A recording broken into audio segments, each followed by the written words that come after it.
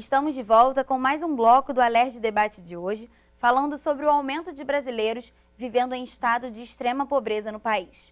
Apesar desse número vir aumentando nos últimos 2 anos, a pandemia agravou ainda mais essa situação.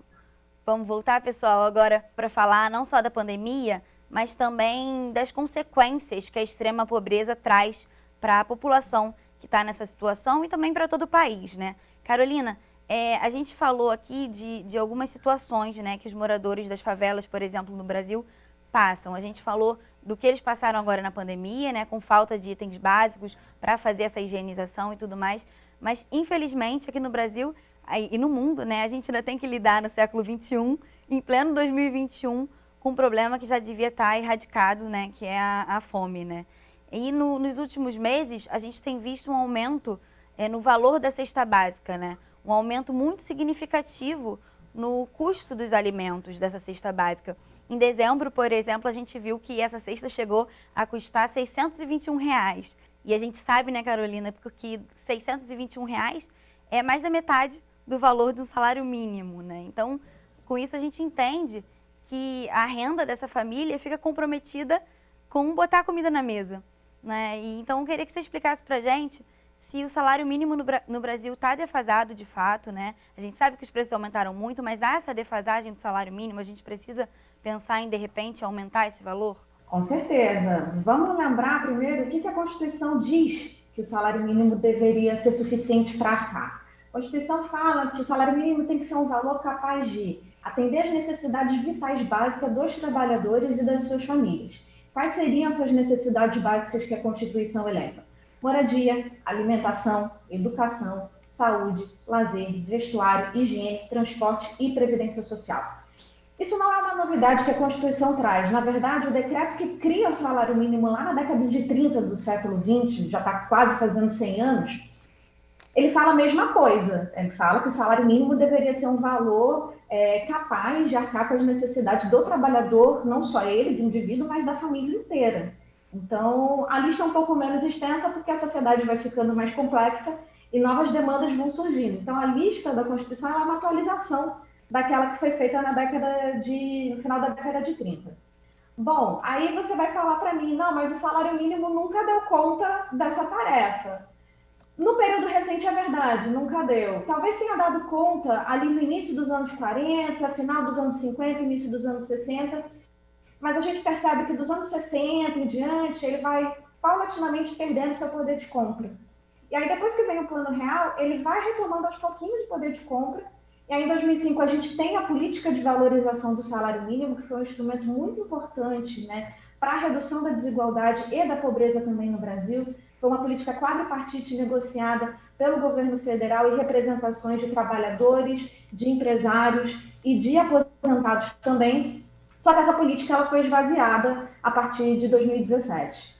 Então, a gente estava experimentando nesses últimos anos uma retomada, óbvio que ainda muito distante, né, daquele valor que a gente considera ideal. Só para você ter uma ideia, nós no Diese calculamos o que a gente chama de salário mínimo necessário, que seria o valor exatamente para cobrir todas essas despesas que a Constituição elenca para uma família, considerando uma família com 2 adultos e 2 crianças.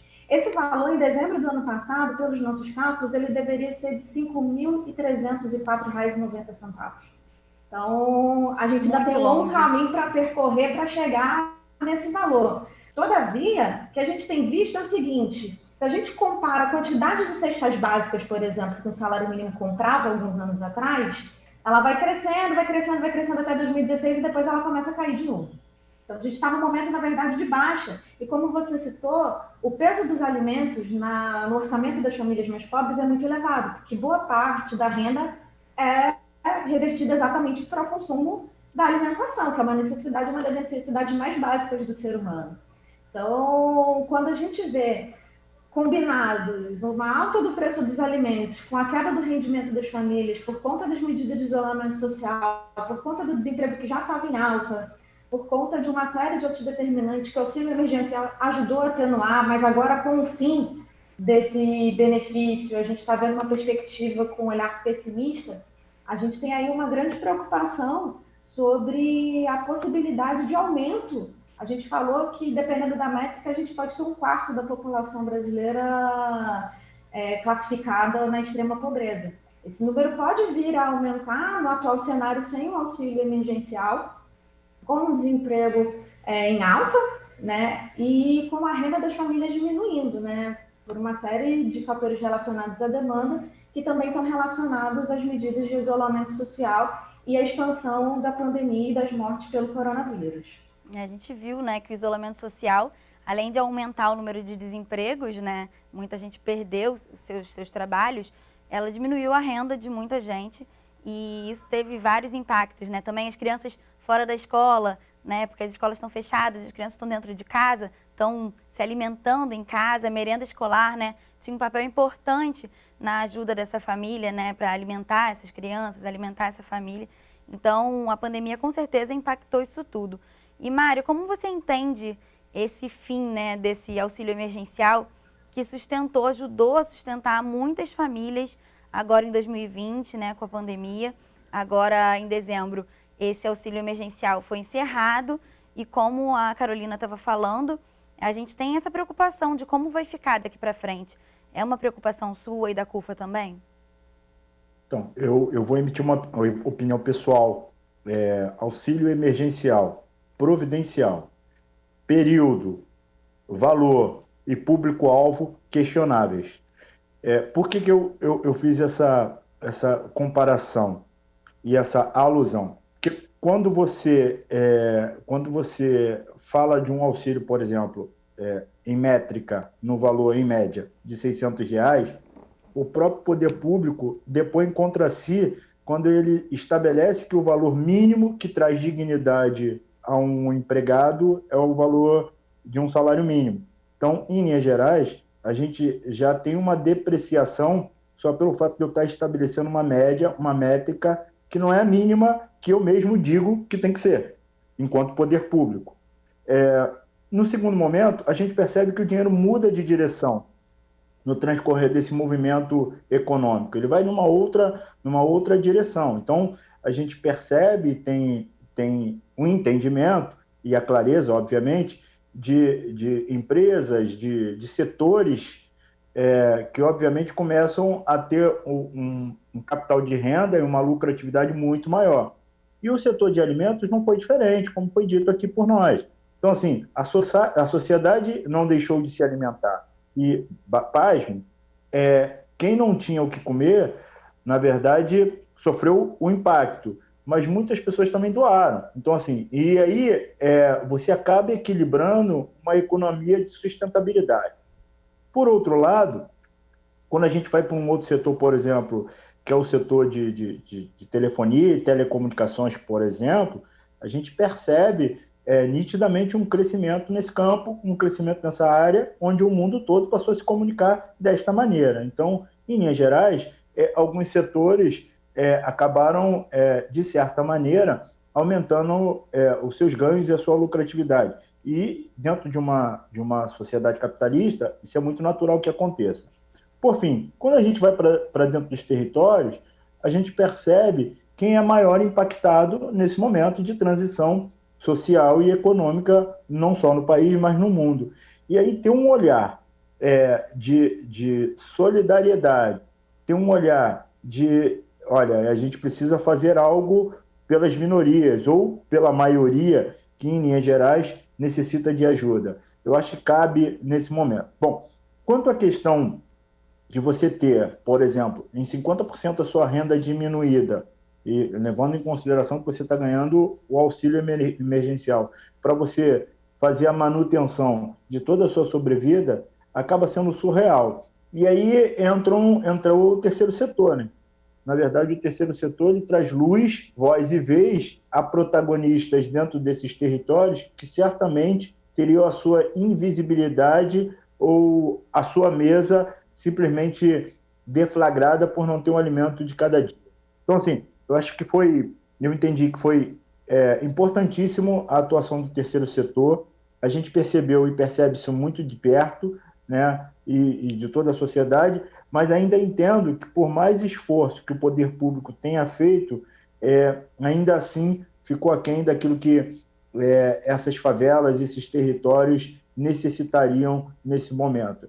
E, por outro lado, propostas, projetos de lei e tudo mais que o poder público, o legislativo ou o próprio executivo poderia, nesse momento, providenciar para um grupo específico, se fariam importante e se faz importante ainda para a gente equacionar, ou seja, trazer equidade dentro desses territórios em relação ao asfalto. Carolina, a gente está falando aqui o tempo todo de perfis, né? A gente sabe que essas pessoas que estão na extrema pobreza têm realmente um perfil, fazem parte de um grupo social específico, né, com características específicas. Esse perfil não ajudaria o governo, por exemplo, o poder público a direcionar essas medidas, criar políticas públicas mais eficientes para atender essas pessoas, se a gente mais ou menos sabe quem elas são? Depende do objetivo. Se o objetivo é erradicar a extrema pobreza, eu creio que uma solução focalizada talvez não seja a melhor saída. Porque você pode acabar focalizando num grupo, esse grupo pode até ser o majoritário dentro da extrema pobreza, mas ele certamente não é único, porque a gente não está falando de uma massa exatamente homogênea. Então, é diferente a pobreza no meio urbano e a no meio rural, é diferente a pobreza, por exemplo, da mulher que cria os filhos sozinha e talvez de uma família que tenha um representante masculino, né, trabalha ou está em busca de trabalho. Então, tudo depende. Depende de quanto que o governo está disponibilizando de orçamento para esse problema, depende de com qual prioridade esse problema está sendo tratado. Isso, no limite, depende do projeto eleito, que também depende da sociedade apoiar ou não essa demanda pela erradicação ou não da extrema pobreza. Tem gente que vai dizer, não, convivo muito bem com isso, obrigada, e vai ter gente que fala, não, isso aí é prioridade, a gente tem que resolver isso para ontem, porque é inadmissível que a gente tenha brasileiros vivendo numa situação tal qual essa. Então, eu diria que eu prefiro, isso é uma opinião pessoal, abordagens mais universalistas do que abordagens mais focalizadas. Não desprezando o efeito que as abordagens focalizadas venham a ter, mas eu acho que as abordagens focalizadas num grupo específico ou em outro, elas podem ser insuficientes se a gente está falando de erradicação da extrema pobreza, ou se o objetivo for só amenizar o problema, talvez tenha um impacto bastante relevante, sim, sem dúvida alguma. Mas é isso, né? Acaba que você corre o risco de deixar algumas pessoas de fora, de lado, né? Esquecidas ali, porque não fazem parte, de repente, de um perfil específico. Mário, você citou, né, a participação do terceiro setor. A gente viu na pandemia, né, todas as instituições, tanto da área da saúde, filantrópicos, da área de educação, de assistência social, agindo muito fortemente, né, nesse auxílio da população mais vulnerável. E vocês da CUFA fizeram entregas, né, de cestas básicas, foi mais de 1 milhão, né, de cestas básicas que foram entregues. Eu queria que você falasse um pouquinho da importância da doação, que a gente está falando, né, do papel do poder público, que sem dúvida é o principal, é essencial, né, mas eu queria que você falasse dessa participação da sociedade civil. Como que as pessoas podem ajudar a abraçar esse problema, abraçar essa causa e realmente ajudar nessa luta para erradicar a pobreza no Brasil? Só fazendo uma correção, foram 145 milhões em cestas básicas, valores e material de higiene, cestas digitais, que a gente chamou, nesse período de pandemia. Então, assim, uma logística reversa quase que absurda em todo o Brasil, né? Os projetos sociais, eles ocupam uma lacuna, na maioria das vezes, deixada por alguém. E esse ator principal, na sua maioria, é o poder público.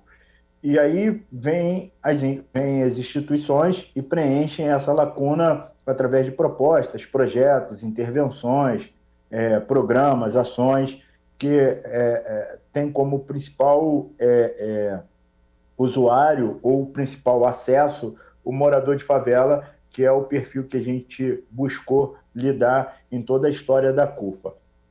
Nesse momento de pandemia, a gente, e aí o Celso Ataíde, que é um ativista social extremamente renomado, e era o presidente da CUFA, junto com Preto Zezé e outros integrantes, resolveu criar um projeto, na verdade, que a gente chamou de projeto, chamado Mães da Favela.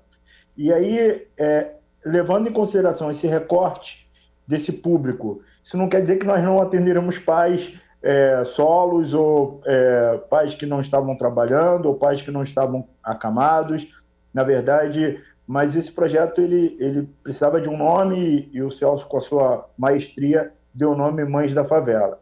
Esse projeto percorreu todo o Brasil. Assim, a gente atendeu uma perspectiva de inúmeras favelas em todas as regiões, em todos os estados. Nós tivemos atuações integrantes, inclusive Distrito Federal, exatamente para levar dignidade àqueles que a gente sabia que teriam um recorte, né? Recorte geográfico, recorte social, recorte econômico, inclusive institucional. E aí, quando a gente fez a pesquisa de campo e aí identificou qual seria o nosso público por amostra, isso se tornou mais fácil. É óbvio que dentro desse processo existe um processo de tentar incluir o maior número de pessoas, sem distinção. Inclusive, levamos alimentos para familiares de detentos, por exemplo, ou de ex-detentos, né, que já cumpriram o seu regime. Quando a gente pensa nesse protagonismo todo, a gente, obviamente, tentou levar, como eu disse anteriormente, um pouco de dignidade à mesa daqueles que a gente sabia que certamente iria faltar. Não foi fácil, obviamente, foram momentos de muita tensão, de muita predisposição a tentar fazer uma entrega de resultados, mas, obviamente, os números acabam sendo traduzidos por nós como números extremamente relevantes no que tange a atendimentos aos moradores que atuam ou que estão residindo nesses territórios, nessas favelizações e periferias. Bom, é óbvio que gostaríamos de fazer muito mais, e no programa Mães da Favela, nós tivemos o apoiamento de várias empresas, vários artistas. Então, como eu disse, acho que no primeiro momento as pessoas queriam pedir e não sabiam quem, e outras queriam doar e não sabia de que maneira, e aí eu acho que com uma interlocução quase que embrionária, a gente tentou transmitir o recado dessas favelas para o asfalto e do asfalto para as favelas. Talvez na história a gente nunca tenha sido feito nada parecido, é porque a gente não vivenciou tais momentos como esse em outras ocasiões. Mas levar dignidade à mesa daqueles que mais precisam ou que mais precisavam era o nosso papel mais importante naquele momento do ápice do isolamento social, do distanciamento, da pandemia e tudo mais. E talvez isso, sem sombra de dúvida, tenha salvado milhares de vidas. Com certeza esse trabalho que vocês fizeram, né? Queria aqui deixar o parabéns, né, à CUFA, que vocês fizeram, não, que vocês fazem, né? Porque esse trabalho com certeza foi essencial durante a pandemia, com certeza salvou muitas vidas. E o trabalho que vocês fazem também fora da pandemia, né, no dia a dia, no cotidiano de vocês, com certeza ajuda a salvar muitas vidas. Queria deixar aqui nosso agradecimento e com isso também dizer que o nosso programa está chegando ao fim. Né? A gente começou uma conversa porque dá vontade de ficar horas falando desse assunto, porque realmente tem muitos desdobramentos. Né? A gente pode falar aqui de causas e consequências, né, de futuro, né, de perspectivas, de soluções, mas infelizmente nosso tempo é curto. Espero poder contar com vocês também em outros momentos, para outros programas, para a gente continuar essa conversa. Mas hoje o Alerj Debate está chegando realmente ao fim. É bom lembrar que a extrema pobreza traz uma série de consequências, né, graves para a sociedade, como a gente falou, né, a fome, a dificuldade de mães trabalharem e criarem seus próprios filhos, e até que a gente não chegou a tocar nesse assunto, mas a evasão escolar, né, que compromete o futuro de muitos jovens no nosso país. São alguns exemplos. Vimos hoje que medidas precisam ser tomadas com urgência pelos governantes e também que a sociedade civil pode fazer a sua parte, que faz toda a diferença. Quero agradecer a Carolina e ao Mário pela conversa e a todos vocês pela audiência. Para rever esse programa, acesse o site da TV Alerj ou o nosso canal no YouTube. Você pode seguir a gente também nas redes sociais. Muito obrigada pela companhia e até a próxima.